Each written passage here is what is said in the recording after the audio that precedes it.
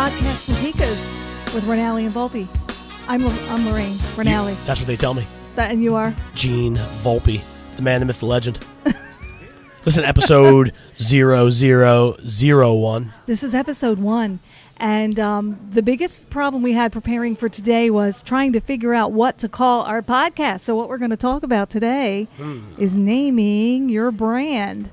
How do you come up with a name for your brand? So I want everybody to to leave this podcast with 3 really good takeaways, Gene. You're killing me already. On the first podcast, I got homework already. You darn right. So wait. We got to deliver. We're going to call this new podcast Who Dis. No, we're not going to call it Who Dis. You sure? Nope.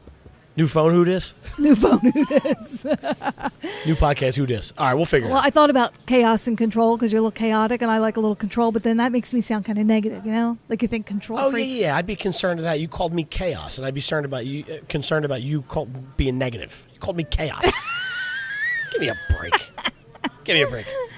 So wait, let's get organized chaos. Let's jump into branding. No, it's definitely not organized. Listen, how much prep did I do for this? I tried to organize. Well, you did. Look, you can't tell people up front that you didn't prepare and that you're drinking wine, or they're going to not want to listen because they're going to think they're wasting their time. Listen, if people have been following me for a while, they know the more wine I drink and the less prepared I am, the more fun it is. Okay, well that it will be. Fun it will be. So should we say where we're drinking wine from? We are. I said podcast from Pika's. Well, let's get into that just for a second. We got to give them a plug. We do. Pika's on Westchester Pike in Westchester. So it's Pika's 2. Do they call it Pika's 2? Pika's T-O-O? No, T-W-O. I guess they could do either way. Either way, yeah. So you talk about naming. No, they don't do either of those things, but it's Pika's Family Restaurant. Which we've been going to for me for 40 years, you for 70. You know what? You just take that right back. Okay, well. I got a pretty good left hook, and this table isn't that big. I know we are close. Yeah, we are close. No, but let's talk about their pizza on Friday nights because that's what I grew up on. Friday night pizzas. Their pizza's good on any night, but that's a good point. Yeah, Friday night pizza at Pika's. It's different. It's Italian style. They do the cheese first with the gravy on top, which I never was a fan of. It's good. It is. No. Their pizza's phenomenal. Yeah, but that's probably the only place I eat upside down. Yeah, you know what? And they do a nice thin crust, and it's tasty. The crust is tasty. The sauce is tasty. Okay, there I said sauce, but I'm never going to do that again. Oh, well, listen, that's a good segue, right? No, because we got to get back to the topic on hand. So before we get to the topic, we got to at least tease this for later because you're the author of 62 books. No, just 2. Just 2. Okay, more 2, which is, by the way, 2.5 more than I'm the author of. So that's great. But one of them is called Gravy Wars. Gravy Wars. South Philly foods, feuds, and attitudes. Love it. So first of all, go out and buy that book because it's phenomenal. Oh, that's very She'll sweet. actually sign it for you if you figure out a way to get it to her. Yeah. Right? Yeah. Or buy directly from you. You could send it to them? I don't normally do that. But maybe for friends of mine you would. Yeah, for your friends I certainly would. All right, so maybe there'll be 2 people that'll call you. And maybe they'll come out to one of our podcasts at Pika's. That's true. And I'll always have books. Yeah. True story. So, but I think we should reserve a future podcast for me maybe making some of those recipes and telling you how I made out on them. Oh, that would be cool. I think it would. Yeah. Or it'd be deadly. And if the family doesn't like them, it's not the recipe, it's your skills. It's the chef. It's not the recipe, it's the chef. But if I know you, if you're a good Italian woman, like all of my aunts, moms, everybody from the family, there's always, I got a lot actually. But there's always one ingredient you leave out. No, I don't do that. I don't. Crap. I promise you. I call bullshit. No, it's absolutely not no. Well, I'm going to, you didn't say it. I didn't say it. I'm going to really, look, I have a broadcast background, so I have like FCC brain. As soon as the mic's on, FCC brain kicks into gear. I'm going to drive you out of your friggin' mind then. Yeah, I guarantee will. that. Mm-hmm. But that's all right. So let's get back to the topic. We'll talk about Gravy Wars by Lorraine Rinaldi down the road. All right? We'll do that. We'll do an episode on it. But let's talk about it. Let's go. What do you got? So I want to talk about naming your brand. Not your business, but your brand, because your brand is your business, right? I think so. And so I pulled up a couple of articles, and I thought it was interesting, and I came to the conclusion that it's probably better to figure out branding and then come up with your name, like write the book and then get the title. But we're going to try to get a title anyhow. Let's try to give everybody some really good ideas on how to name your brand. And you can help us name our brand. Is this podcast from Pika's, or is it Volpe and Rinaldi and Volpe? Why do you want Rinaldi first? You're like OCD about the alphabet there? Or? No, I'm just a ladies first kind of guy. Oh, that's very sweet. I like that. No, I always have been. My mom would say, "No, you put her first on the bill. You put her first on the bill. I'll smack you with the spoon." She would tell me that. Yeah. No, I don't.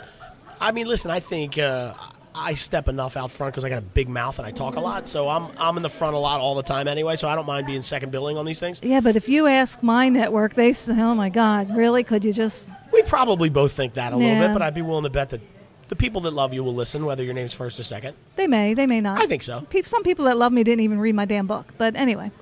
Which one? Either one. Oh, okay. Well, we'll discuss that on the next show. All right. So some ideas for naming your brand. You can use acronyms, all right, which you kind of do with GVI Media. I actually do. Yeah, and this is such a touchy subject for me because, first of all... Well, that's not an acronym, GVI. That's actually just initials, right? Well, sort of. An acronym has to say a word. You have to put them together like SEPTA. I guess it's probably in between an acronym and initials because it's actually the V. Like if you think about the old, what do they call that? A monograph? What do they call when you have a stamp with your name on it? It's your first name. Then your last name is in the middle, right, with the big letter. Yes, and on the right is your middle. Your initial. middle name, yeah. Well, in this case, the V in GVI Media is that middle, which is my last name. Volpe. The G is for Gina, my daughter, and the I is for Isabella. Oh, so it's actually named after my girls. Right. The company's named after my girls. Well, which is cool. Yeah, oh, for sure. Which is another suggestion in this list of 20 suggestions. And by the way, I just pulled this one off of all places, Vistaprint. Now, we don't need to promote them. But, you go online and you can Google anything, right? So, But let's be honest. If Vistaprint wants to sponsor this podcast, then we'll promote it. Darn right we will. Okay, just side note. Go in case you're listening. Yeah. So, Mashup mixed 2 or more words together, which is kind of interesting. Compacted this with computer and pack, right? Some other examples. Evernote, Forever, and Note. Groupon, mixed up group and coupon. Oh, see, that's a good one. I didn't know that. And check this out. Lego comes from the Danish leg got, I guess it said, which means play well. I like it. Isn't that cute? I guess. Okay. Another idea. I still hate them when I step on them in the middle of the night. Yeah, they can hurt. They do hurt like hell. Oh, yes. Right through your foot. Get inspiration from mythological names or some literature. Yep. Did you know Nike is the goddess of victory? I didn't. I didn't know that either until I saw this. I guess that's why I'm wearing Adidas. I don't know where that came from. Yeah, I don't either. Starbucks is from Starbuck, the young chief mate of the Pequod in Moby Dick. I didn't read Moby Dick. I didn't even read the Cliff Notes, so we had to read Moby Dick in high school, and I know I passed the exam, but I didn't read it. You don't know how? No, I have no clue. Short of like 4 years of Russian, I still don't know the alphabet. Oh, Weird. My gosh, really? Yes. Why did you take Russian? I was forced into it. Really? Yeah. That's what happens when you're brilliant. The Kremlin? No. Who the heck forced? What Italian parent forced you to take Russian? No, the school. No, I was in one of the top tracks. Oh, because you were smart and they needed some bodies in the classroom. I'm going to tell you how smart I was. I passed 4 years of Russian without knowing the alphabet. That's how smart I was. The teacher wanted to keep the program in and keep his job. Mr. McKay, if you're out there, sorry, buddy. But there's a shout out, Mr. McKay. Thanks so for let's passing talk about branding. I want to talk about branding because let's talk real quick about what actually got me to consider doing this podcast with you, and that was your first podcast, which you called Vagina Chatter. No, that is just so wrong. Don't even that's go what there. It was. No. What was it? Kachina Chatter. Oh, it was my radio show. I read that podcast. wrong. Yeah, you did. Oh, I'm going to need to rethink this partnership because it's now being built on false pretenses. Oh, my God. Oh, my gosh. Sorry about that. But all right, anyway. So these are really good... Well, Cucina Chatter was kitchen table conversations. Everything we chat about in the Cucina. Well, there you go. So let's talk about how you came up with that. That's how I came up with it, because where do all the good conversations take place? Everything I learned about life, not everything. Most. Formative things I learned just listening to my parents. Yep. Yakety-yak back and forth. Yep. Now, I come to learn as an adult, many years into adulthood, that some of the things I learned were false. But, well, of course. But you learned a lot, right? I was just talking to my mom the other day. This is kind of an aside, but this is so important to me. I learned something listening and watching that, like, you can't set out to teach. You can try, but you come across as a nag as a parent or anything. My father, we'd sit around the table, and he was not your typical Italian, not a Gavone.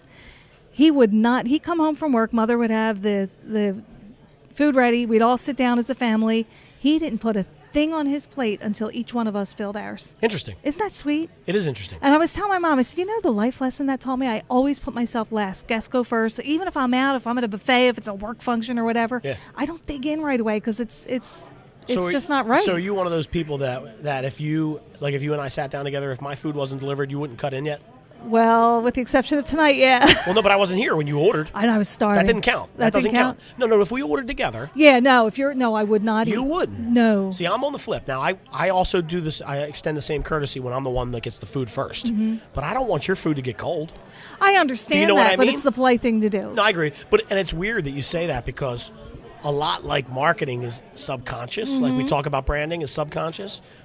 And think about how your father set something that many, many, many years later still rings. I always remember that. It's one of the things you remember, right? Absolutely. And he never said anything. Never said a word. He just did it. He just did it. So how much can we promote teamwork, marketing inside our organizations by being a leader? 100%. And not by saying anything, just by doing the right thing. This is why John Maxwell's such a big name, and these guys that are out there that are doing these leadership seminars and programs, is because there's something to be said about. I mean, well, look at Simon Sinek's book, Eaters Eat Last, right? Yep. No. Leaders. What did I say? Eaters. Eaters eat last. That's what I said. Simon Sinek, if you're listening, she screwed that up. No, but leaders eat last. Yeah, right. And we're not editing this either. And you're not even drinking. And you're not drinking. I'm drinking seltzer water. Come on. I think there's vodka in that, but I can't prove it. Well, you could drink it. You could try it. I can't prove it. By the way, are you keeping track of the time on this? I am. We are, we're good. We have a few more minutes. We're going to keep this to a half hour because I want everybody listening. We shall see. Mm-hmm. We shall see. We shall. All right. So another thing my father did, and I never really noticed this, but my mother said he still does it to this day. Now, my parents are in their 80s, mid-80s. He says thank you to her after every meal. He thanks her. Isn't that sweet? Yes. Yes, sweet? It is. I think that's, So wait, I want to tell you a story real quick. And it's not really a story. It's more along the lines of what you were just talking about, which is we have an event in our family. And actually, this year might have been the first year that this didn't occur. But every year we have it. It's a big dinner. Mm-hmm. And I'm trying to be coy for a reason, right? Okay. And the women all serve. Mm-hmm. Not just the men, because the kids. Everybody. Yeah, they take over in the kitchen. And I remember when I first started, so it's on my wife's side, right? Just to be like a little bit transparent. And it's on my wife's side. And in the beginning, it always made me a little uncomfortable because that's not how we rolled in my family. Right. It was like my father would say, well, your mother's been working all day. You get off your ass and go get your own dinner. Yeah, you know what I mean? Help out. And so, but in the Italian heritage, growing up, that was my grandmother. Right. My grandmother was like, you sit down and I serve you. That's very typical. It's different, totally typical. It's just like sort of like what you say about your father, but your father had a different thing where he was courteous enough to actually wait for everybody to get food. Yeah. But it's weird how that stuff changes over time. It does. You know what I mean? Yeah, sure. Like my girls, I try to teach my girls the opposite. You don't serve anyone.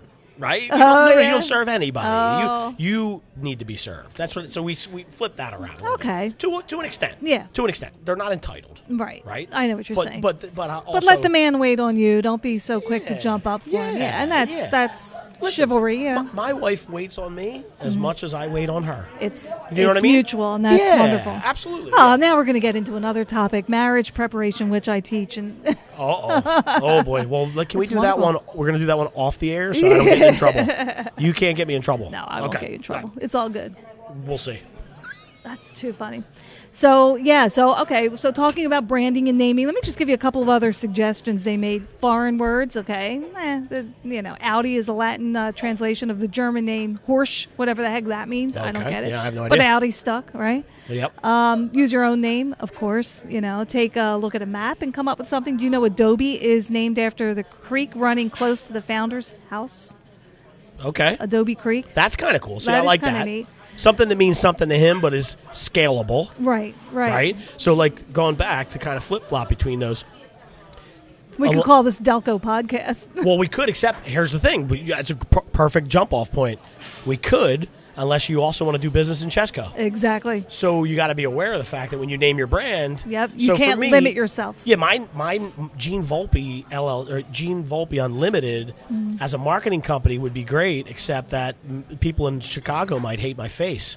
So GVI is more under the covers, and that's a bad example. But but it is a good example. You can't say the Philadelphia Eagles are the greatest team in football history, LLC, and then go to New York and sell your services. Yeah, never. You can't do that. Totally. So if you're local, and I was saying this because when you first brought it up, I thought to myself, I deal with a lot of real estate agents, and the real estate's very local, right? In most cases. Localized, sure. In most cases. Yeah. So you got to be real careful with the names you use, or maybe you could be less careful because at that time you say Westchester's expert, and you're doing most of your deals in Westchester. It's not a big deal. When you're doing something else and you want to go nationwide, or maybe you're in the business and you want to, it's going to be franchised, you got to come up with a name that's scalable. That exactly. Like Adobe is pretty slick because I didn't know it was a creek. Who does, except for people that live in wherever that is, right? And it doesn't even matter because now it's people in China can say it, and it has no meaning to them except they're the biggest X, Y, and Z company on the planet. Exactly. So like Amazon. What's Amazon? Amazon's a jungle. Well, yeah. Was it named after the jungle? I think so. The Amazon River is the largest in the world. Or the river, okay. Right? Yeah, so. But still, it's scalable. It doesn't nail you down or drill you down to a specific spot and you're pigeonholed into like your neighborhood. Right. I don't know if that makes sense. But no, it totally makes sense. I mean, that's now, after I go through this list of things you could use as a name, I have some considerations. And one of them is to avoid pigeonholing yourself, avoid, limiting yourself. Yeah, absolutely. Absolutely. So many things to think of. Using nicknames. Mercedes was named after the daughter of one of the founders of the car company, Mercedes. I didn't know that, which is interesting because a lot of people now name their kids Mercedes and Porsche, and I thought they named them after the cars, which they do. But the car Mercedes was actually named after a little girl named Mercedes. That's pretty funny, actually. That is, I think that's kind of ironic, funny. Actually, is what ironic, it is. Yeah. This was interesting. Use a symbol. I saw that and I thought of Prince right away. Right? I knew you were going to say that, yep. But it's saying Pixar, for example, is a combination of the word pixel and the initials of one of its founders, Alvy Ray Smith. Okay. Pixar, yeah. Whatever. Make it descriptive, like 7-Eleven. You know where 7-Eleven got its name, or are you too young? I'm digging. It might take me too long for this podcast to figure it out. But opened at 7, closed at 11. Is that what it was? Yeah, opened from 7 to 11, here's the which is a question big I always deal. had. Well, but then they changed it to 24 hours. Right? Yeah. So why are there locks on the doors? Remember that one? Wawa's got locks on the doors. They're open 24/7. Well, at some point they may have to lock up. For what? Inventory. Crap. I'm calling crap. No shot. Bad planning. They spent extra money on the door locks. Abbreviations like Cisco. I'm totally ignoring you there for San Francisco. No, I know. This one I hate because I'm a real nut job when it comes to grammar. Make a grammar mistake on purpose. No, don't. Just don't. You know why? There's so much of that we're misspelling on purpose. There's so much of that going on that people don't know what's. Yeah. So let me see some examples. So the grammar mistake on purpose. It says Quora. I don't even know who that Quora is. Quora. Do you know what that is? I've heard of it, but I can't tell you what they could be seen as a fake plural of the Latin quorum. I'm sorry, I didn't pick up on that because I didn't have Latin. Okay. Invert an alternate spelling. Reebok is the alternate spelling of an African antelope, which is Reebok, Rhebok. See, you lost me. It's way too complicated. So way too much. They put way too much thought in that. I didn't catch that either. So those were my two examples there. All right, I'm going to look this up while we're talking. I think we're going to do a little research here. So here's something, if you want to do something that you believe in. Minolta, for example, means your principle, what you believe in. I don't know in what language, but that's what Minolta means. Probably Japanese. Isn't it Japanese? Yeah, that's kind of cool. I don't know. So listen, Quora is a Q&A website. Oh, there you go. All right. That's kind of interesting. I'd like to look into that. Well, if you look at that too, Quora, it's like question or answer. Question? Oh, wow. But that's not why they did it. I just picked up on that. That's pretty good, actually. I didn't pick up on the misspelling of the Latin quorum. Interesting. Yeah. Okay. Well, in either case, it's pretty slick. You lost me, with the whole antelope thing. Just too much. If I have to think too much about it, I'm out. Yeah. I can't take it. My brain can't handle it. Yeah. I'm in 7 different directions. Yeah. I can see that. You sure? I think I can, yeah. A little bit of ADD going on there. A lot of it. Remove an extra letter like Flickr and Tumblr did, which I don't think is necessary. I don't know. It's not cool anymore. Well, it's one of these things where it's only necessary in hindsight when you look at the company and you go, Tumblr's huge, they have 400 million followers. Yeah. Something worked. Yeah, something worked. Maybe it was the product, not the name. Could have been. No, that's true, too, yeah. And or just randomly pick a word from the dictionary. Blizzard and Twitter did that. Twitter just picked a word, opened the dictionary. And picked the word Twitter? Yeah, and then I guess they found the bird in the tweet and all that kind of stuff. What the hell's Twitter mean? What's the real word Twitter mean? I don't know. I just thought it meant, I just figure fluster, Twitter, shake. I'm calling bullshit. Well, I call bullshit on look it up. Dictionary.com. Mm-hmm. What do you got? That's what I'm looking at as you only have about 10 more minutes of this show. Already? And we need to give everybody, I think we gave everybody some good takeaways. What was that? Buy your book. No. What else? Let's stop that. Buy your book. Go to your website. No. What else? Oh, well, no. You talked about making sure that however you brand yourself and whatever name you give your brand, make sure that it is lasting and that it is scalable, that it can be moved around. Unless your market is so niche and so targeted, you definitely do want it in one particular area. Yeah, and there's something else I kind of want to add to that too, because I do a lot of speaking on brand establishment up front. So, Gene, are you talking about being available for speaking engagements? That was awesome. It was like, can you do those commercials real fast at the end of 30 seconds? We got to fit 70 words in. We're not responsible for anything. I'm available for everything, including podcast at Pika's. But you were going to say? I don't even know at this point. So Twitter by the dictionary means to utter a succession of small, tremulous sounds as a bird. Tweet, tweet, tweet, tweet. How about that? There you go. And that's why the bird. That's why the bird. That's pretty. I didn't know that. Or to titter. Tweedledee, tweet. Are you singing? I am. Oh, that's right. You don't Giggle. have headphones on. No, I can't. So you can't even hear me. To talk lightly and rapidly, especially of trivial matters, chatter. That's awesome. Actually, that's a great. It's actually perfect. It's actually a great word. I don't think that they just opened the dictionary and found it. Yeah, I think they did a little research. Yeah, I think I'm you're with right. you. But we were talking about, so when you talk about branding and all this name recognition, when we talked, like in my world, we do a lot of real estate agent stuff. And real estate agents, in a lot of cases, are brand new coming into their field. And they're always like, what do I do? Do I need a logo? I need to do these things. I'm like, settle down for a second and let's create a base or a presence, right? So your colors and what you call your business are going to be the foundation for which you build your house. So if you have a flimsy foundation, what happens, right? It's going to sink. It's going to sink. So, and not always. I mean, you can still have a great business with some terrible names. It's okay. I mean, yeah. I'm sure we could go through and find a bunch of some them. crap, right, that still succeeded, right, in spite of the name. But if you're in your own business, I mean, I don't want you to overthink it, but it's certainly something you really need to take into account because it's going to be on your letterhead. It's going to be on your gravestone. It's going to be on everything that you like on your checks. You're going to be reminded of it all the time. And if you're not passionate about the name, it's going to be tough to be passionate about the business. Exactly. Right? It's just one other element. It's another element. So it's part of the branding. But you mentioned colors, which is very important. Huge. Style. How do you want to? What's your persona? What do you want to? Embody. Exactly. And what do you want people? What's the message that you want people to get? And by the way, you want a takeaway? Here's a great takeaway.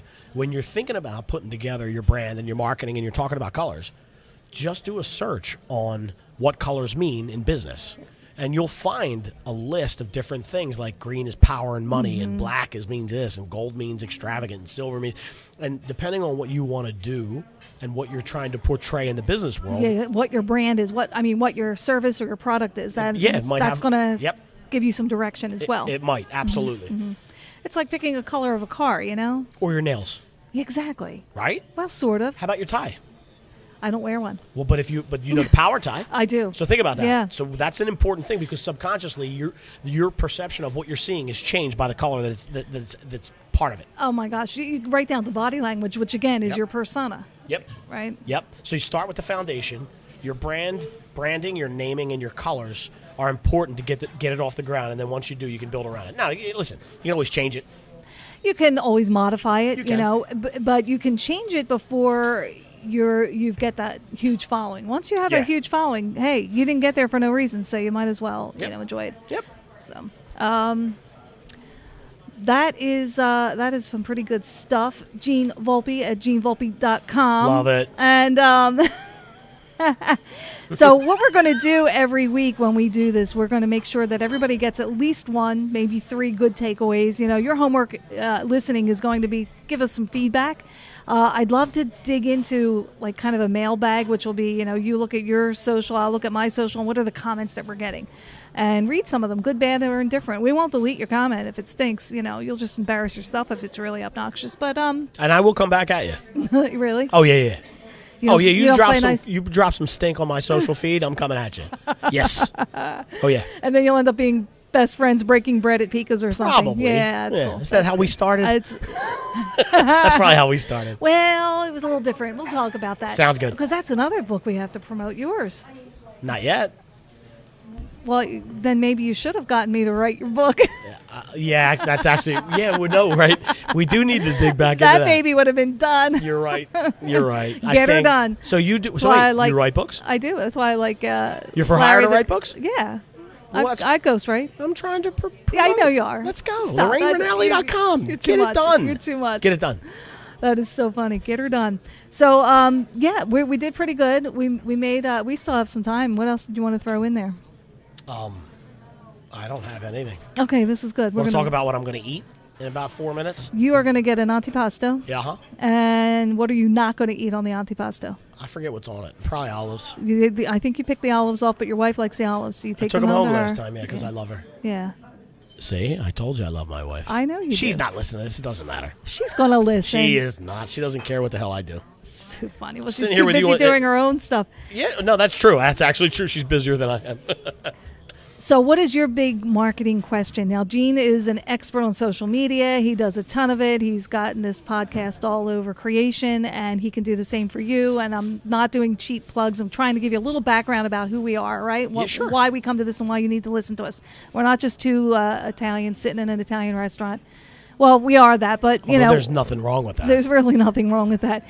And what we really hope is for people who are listening local, maybe they'll come out to see us, and, maybe one day we'll do a little restaurant tour. Wouldn't that be fun? Yes, it would. In the summertime. That's my goal. Yeah. Yeah. Wouldn't that be great? Yeah, we're going to get this to a point where we need our people to let people know they love us so that we can go to each restaurant and make them feed us for free and drink us for free. And we'll promote them on the podcast because there's 35,000 listeners. Let's get it going. That sounds like a plan. So we'll see you next time. See ya.